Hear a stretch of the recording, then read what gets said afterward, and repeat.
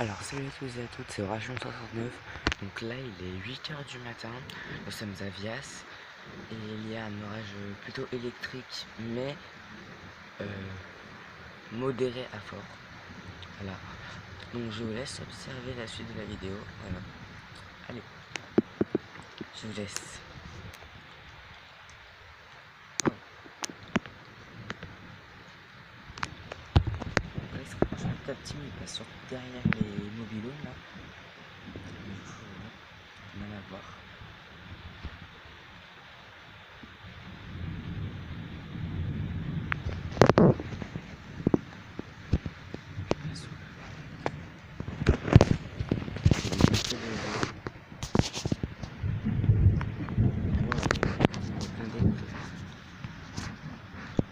Donc là on voit la mer ici.